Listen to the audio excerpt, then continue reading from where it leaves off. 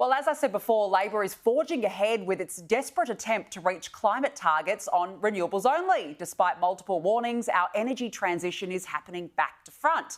Now, old mate Chris Bowen has set his sights on this $10 billion wind farm in the Illawarra region of New South Wales, much to the dismay of locals. But look at the size of these beasts, 268 metres high.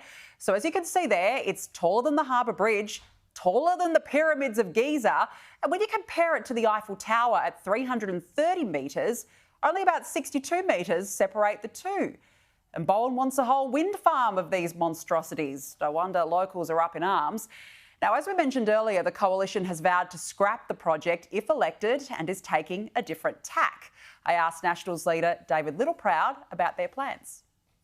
David Littleproud, thank you for joining us. You have said that a coalition government will look at alternative energy sources so that it doesn't have to pursue large-scale renewables. What would you do? Well, we'd like to see the priority shift from large-scale renewables, which is what the government's policy is an all-renewables approach, to one that spreads the risk, that doesn't put all our energy eggs in one basket, that looks to alleviate the pressure that regional Australia is feeling by this reckless race to an all-renewables approach.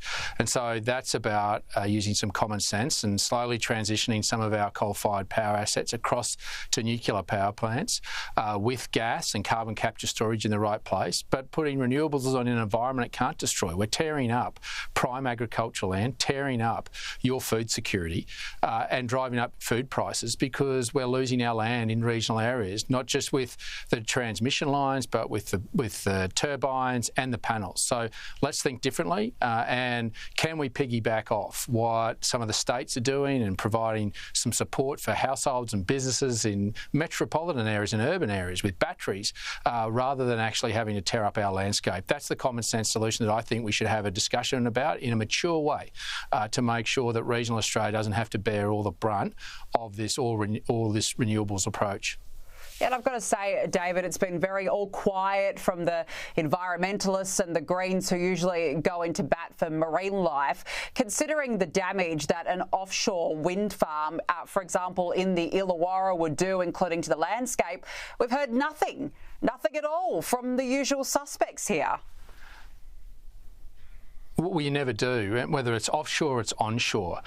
The amount of native vegetation and actual sea vegetation that's been ripped up on this reckless race. They had this new term called nature neutral. Now, that's BS, and you can't BS a BS follower like myself. So, you know, the reality is that we are tearing up the native environment in trying to achieve this. We're all thinking we're doing good about trying to clean the atmosphere, but in doing it, we're destroying the very thing we're trying to protect. So I think it's important we get back to some basics. We don't have an ideology that puts all our energy eggs in one basket. We have the courage and conviction to leave a legacy for our children in leaving baseload power that'll underpin manufacturing into this country. And that's not just with subsidies, because ultimately Australian taxpayers runs out. That's with baseload power, and that's also about proper industrial relations policy. But that's the legacy that Peter Dutton and David Littleproud want to leave this country, and we need strong leadership to cut through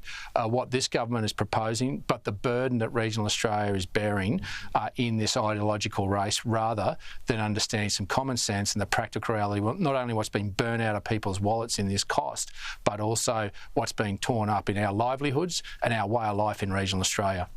Well, as you said, it's about having a mature debate. Unfortunately, it's only mature on one side here, David Littleproud. Now, I want to ask you about Cheng Lei, because the Prime Minister has described the incident where she was blocked by Chinese officials as ham-fisted and clumsy, and that they have made it clear to the Chinese embassy that there should be no impediments to Australian journalists going about their job. Is that a sufficient response in your view? Well, I think we should be asking for an apology. The Premier should come forward and apologise. When you go to another country, you respect the customs and cultures of that country.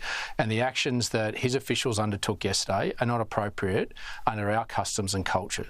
And so I think it's appropriate for the Premier, before he leaves, to make that very clear, that he apologises for their actions, that it would not be appropriate for any of our officials to act like that in Beijing. And if they did, the Prime Minister Minister would be offering an apology to the Chinese people and to the journalist in question. So I think it's appropriate for our relationships that the Prime Minister asked for that. And I think that would turn the page, because it'd be predicated on this word called respect.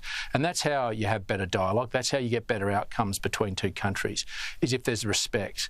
And that's not appropriate behaviour. It was disgraceful behaviour yesterday in our nation's parliament.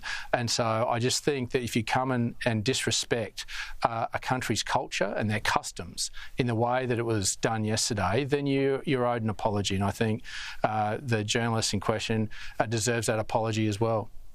Absolutely. To happen on home soil, it's just astonishing. David Littleproud, we have to leave it there. Really appreciate you joining us. Thank you. Thanks for having me.